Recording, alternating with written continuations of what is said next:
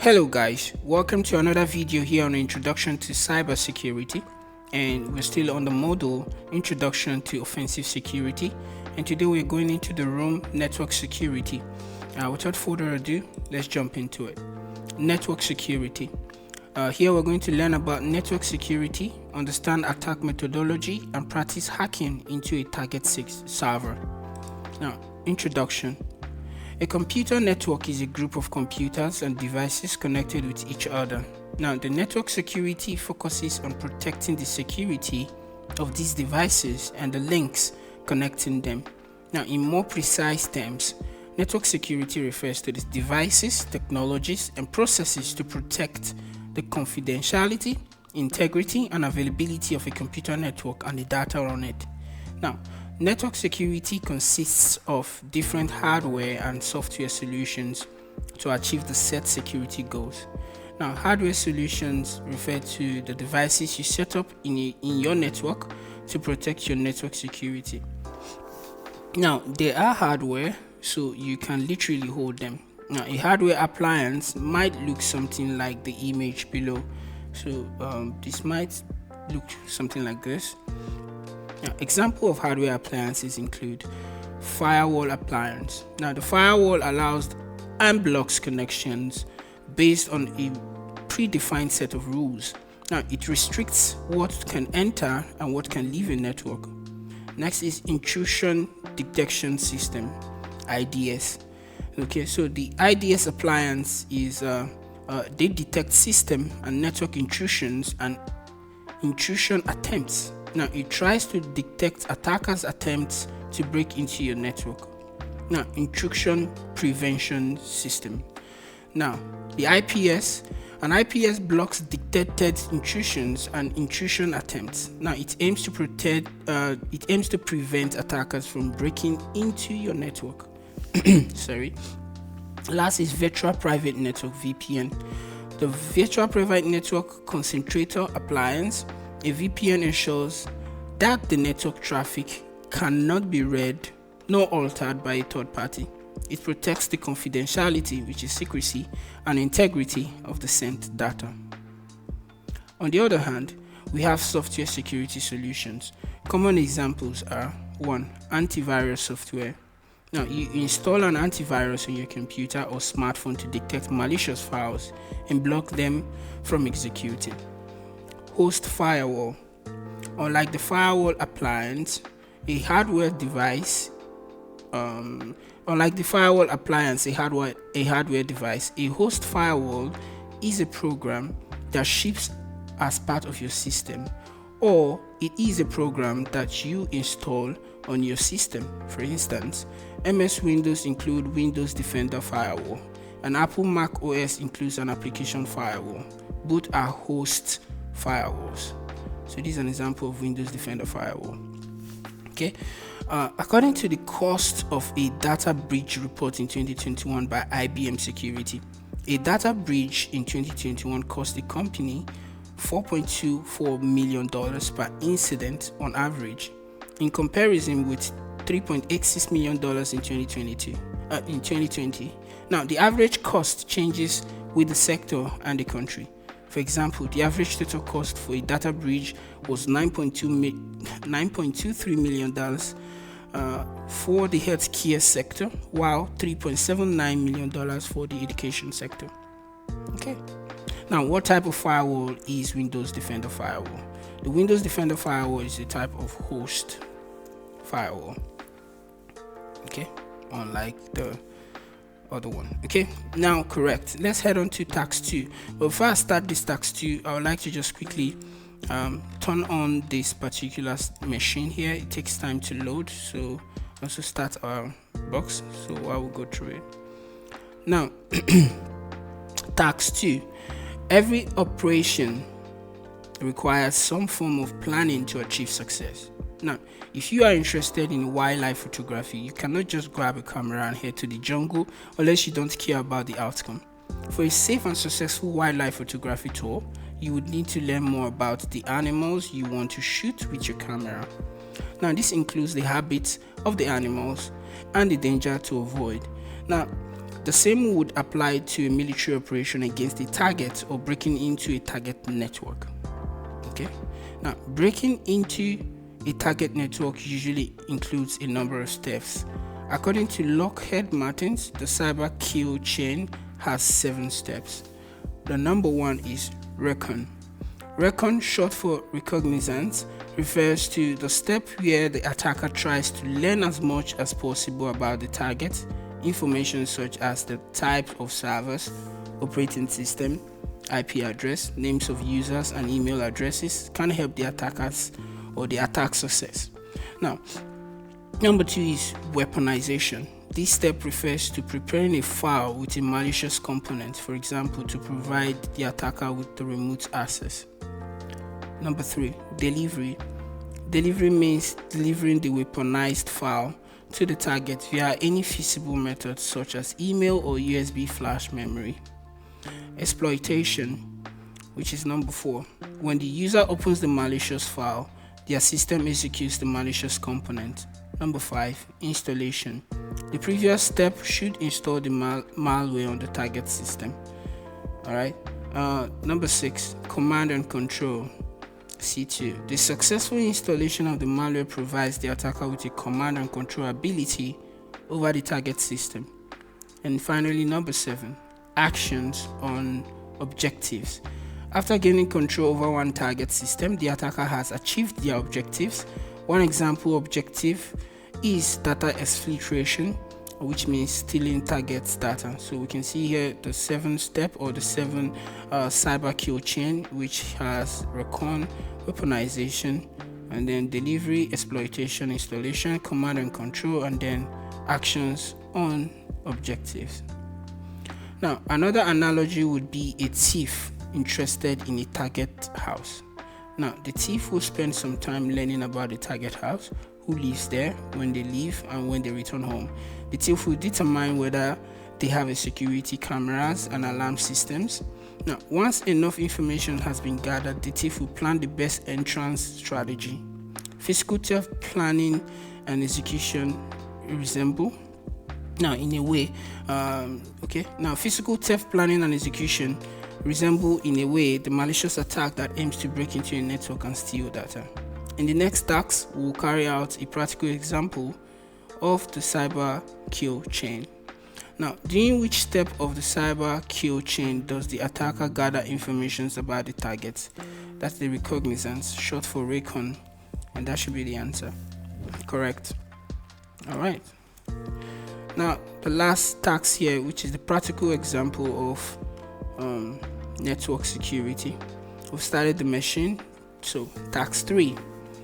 We will try to hack into a target Linux system. In this task, we assume that you have never used a Linux system before, and we'll explain accordingly.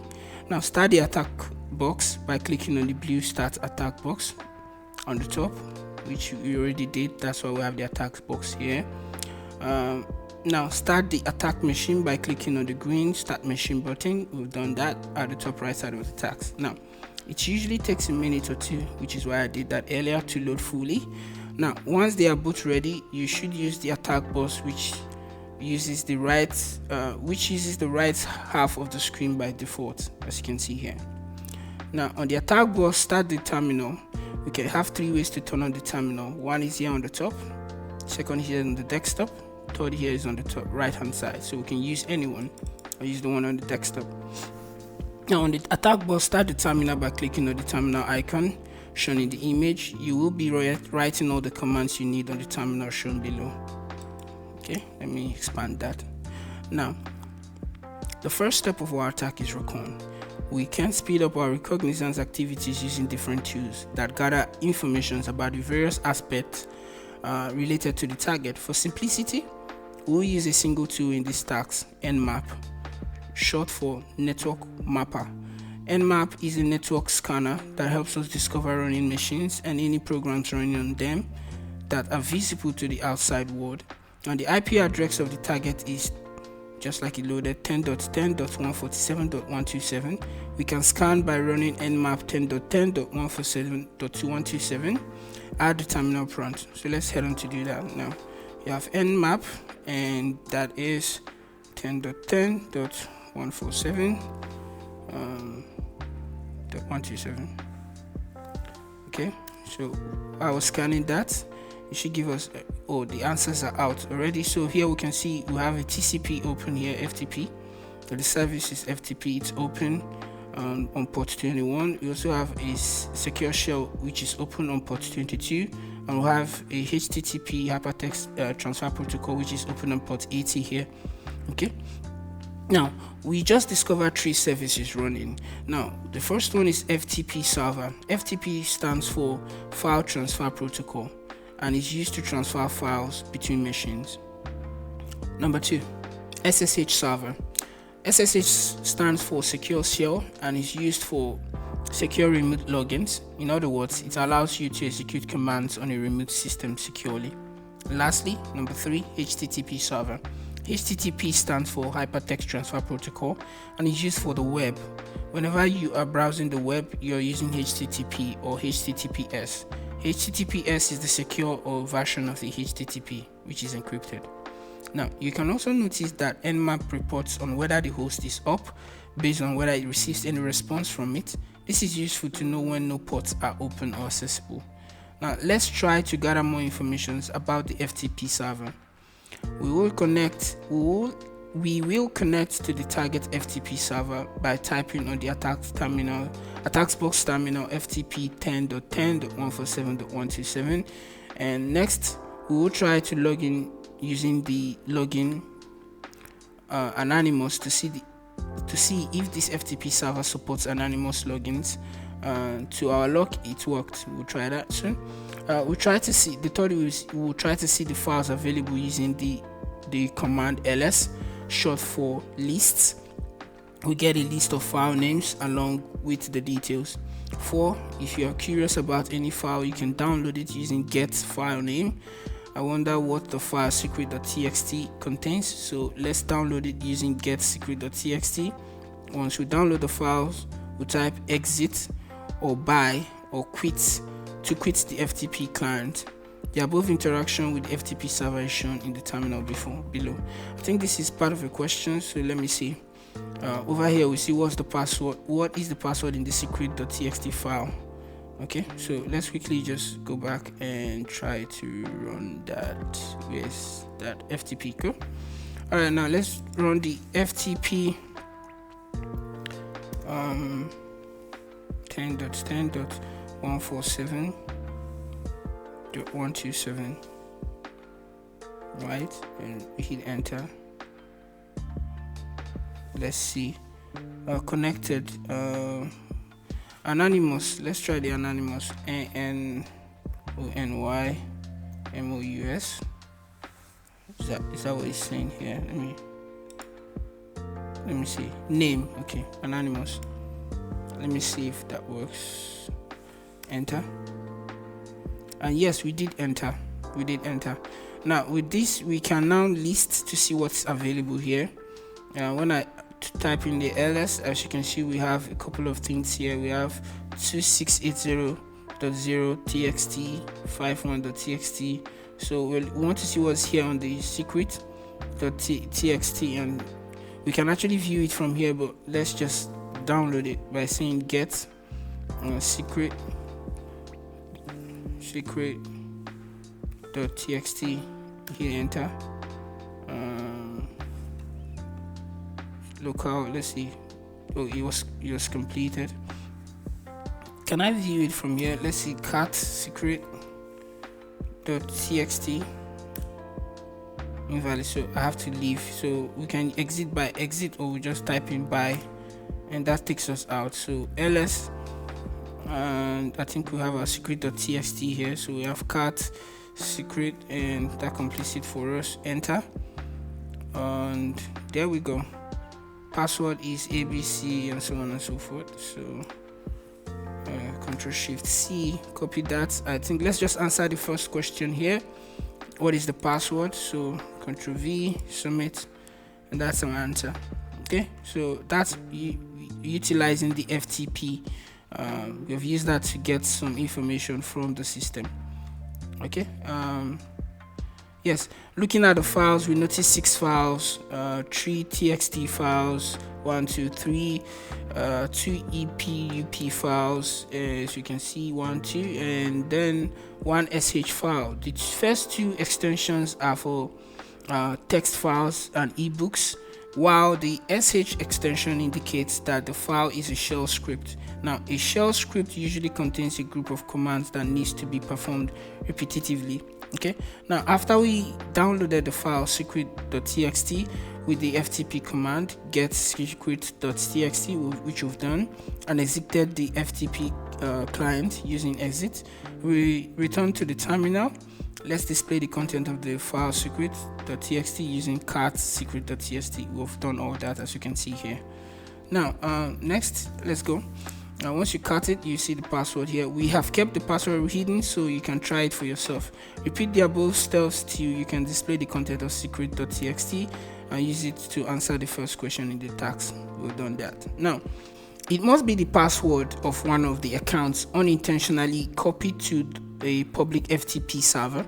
Let's try to see if it works with the root account. Now, the root account has full privileges on Linux system, meaning that it can read and write any file and install and remove any program. At the terminal, we'll type ssh root at this. We'll be asked for the password, so let's try the password we discovered in the FTP server. First, let me copy this password. I think it's already copied. Let me see.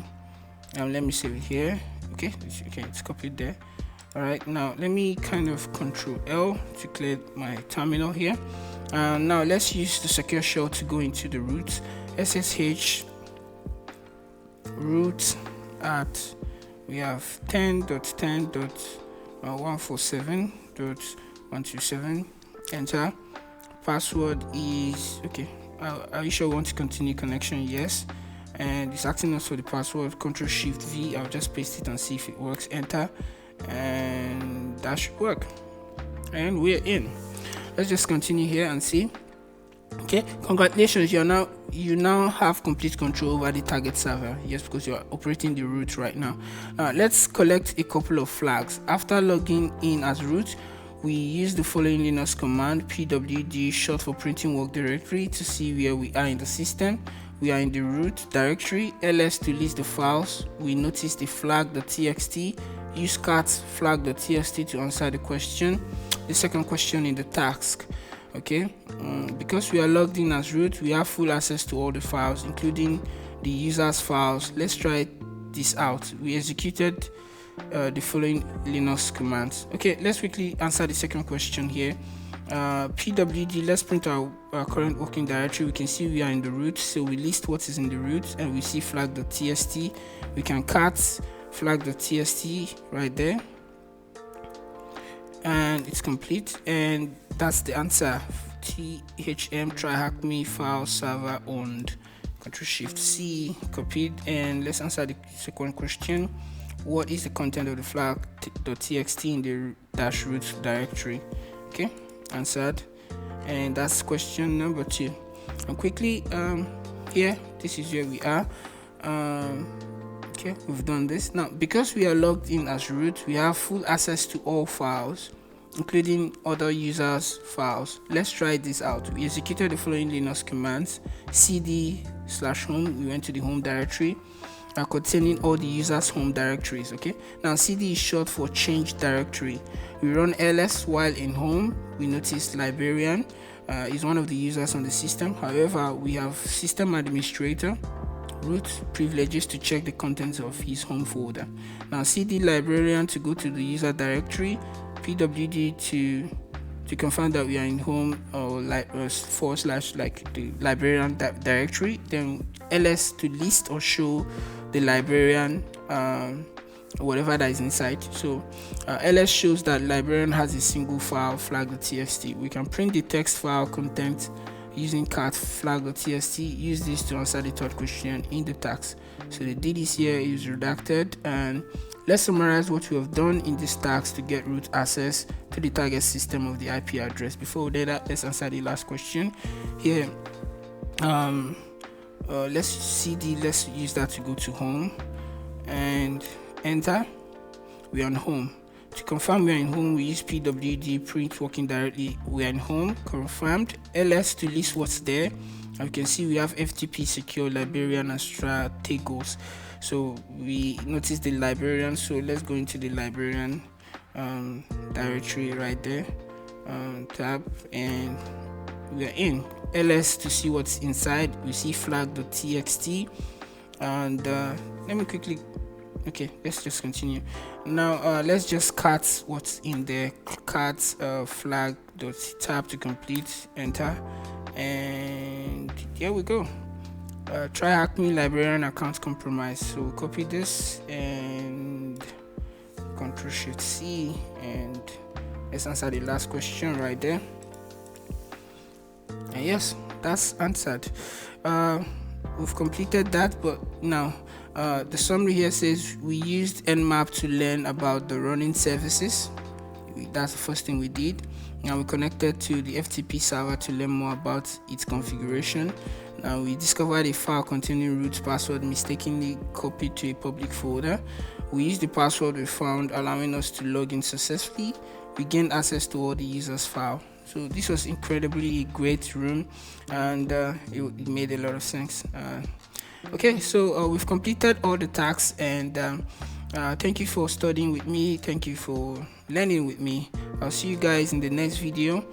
Do have a lovely day. Ciao.